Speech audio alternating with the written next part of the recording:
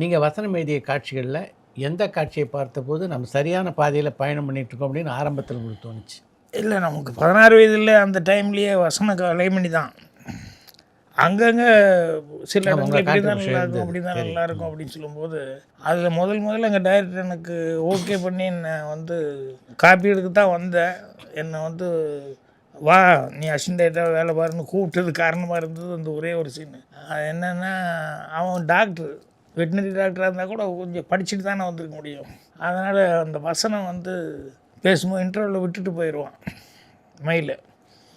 அவன் திடீர்னு ஊருக்கு போகிறான்னு சொன்னோடனே மயில் ஓடி வருவான். என்னங்க ஊருக்கு போகிறீங்களாமே அப்படின்னா, ஆமாம் அந்த வேலை முடியுது புறப்பட்டேன். என்னங்க இவ்வளோ நாள் என்கிட்ட பேசி பழகிட்டு இருந்தீங்களா அப்படின்னா, அங்கெல்லாம் கொஞ்சம் இங்கிலீஷ் யூஸ் பண்ண நல்லா இருக்குது. நமக்கு தெரிஞ்ச அரைகுறை அது இருந்தாலும் கொஞ்சம் புக்கை பார்த்து அதை பார்த்து ஏதாவது மைண்டில் வச்சுருக்க மாதிரியா கொஞ்சம் அனுபவங்கள் இதில் அந்த மாதிரி இத்தனை நாள் என்கிட்ட பேசுனது பழகு just to kill the time அப்படிமா. இவ்வளோ தூரம் நான் வந்து வெயிலுக்காக ஒரு நேரம் மரத்துக்கு கிளவுங்கிறது இல்லையா, அந்த மாதிரி தான் அப்படின்னு சொல்லிட்டு சொல்லுவாள். அப்புறம் அங்கே டைட்டில் கூட இப்போ கூட நான் ரொம்ப அப்போ என்ன உங்களுக்கு பிடிக்கல, இல்லை இப்போ கூட நான் ரொம்ப லைக் பண்ணேன், ஆனால் உன்னே இல்லை உன்னோட 16 வயசு அப்படி சொல்லி அந்த டைட்டில் அங்கே எடுத்துகிட்டு வந்தேன். இதுதான் டைரக்டர்லாம் படித்து பார்த்துட்டு அது சொல்ல கேட்டு அதுக்கப்புறம் சரி இன்னும் எங்கெங்கே உனக்கு தோணுதோ அங்கெல்லாம் எந்தெந்த இடத்துல தோணுதோ சொல்லியா அப்படின்னாரு. அப்புறம் அதுலேருந்து டைலாக்ஸ் எல்லாத்துலேயும் இதில் எல்லாம் வந்து ஸ்பாட்டில் எல்லாத்துலேயும் அப்பப்போ.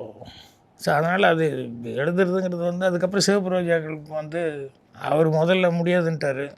ஏன்னா இது கொஞ்சம் மாடர்னாக கதை, நான் கொஞ்சம் வேறு மாதிரி திங்க் பண்ணியிருக்கேன்.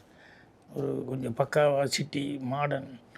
நீ வில்லேஜ் எல்லாம் ஓகே, ரயிலுகள் இதுக்கு வந்து சரியாக வராது அப்படின்னு சொல்லி நீ பேசாமதியா அப்படின்ட்டு. நான் சொன்னேன் நான் உங்கள் அசிஸ்டண்ட்டு, அதனால் எல்லாத்துக்கும் கொடுக்குற வாய்ப்பு மாதிரி எனக்கு ஒரு வாய்ப்பு கொடுக்குறீங்க நீங்கள், அவ்வளோதான் நான் எழுதுறேன். இல்லைனாலும் நான் படத்தில் இப்படி ஒர்க் பண்ண தானே போகிறேன். ஸோ ஒரு சான்ஸ் கொடுங்க, நான் எழுதி காமிக்கிறேன், பிடிச்சிருந்தே வச்சுக்கோங்க, இல்லைன்னா எஸ்ஐடி அசிஸ்டண்ட்டாக வேலை பார்க்குறேன், வேறு யாரும் உங்களுக்கு பிடிச்சவங்களோ அவளை வச்சு பண்ணிக்கலாம். பிடிக்கலன்னா வேணான்னு சொல்லிடுவார். ஓகே தானே, அதை பற்றி ஒன்றுமே இல்லை, நான் அசிஸ்டண்ட்டு தானே, அதனால் நான் எழுதுகிறேன் அப்படின்னு.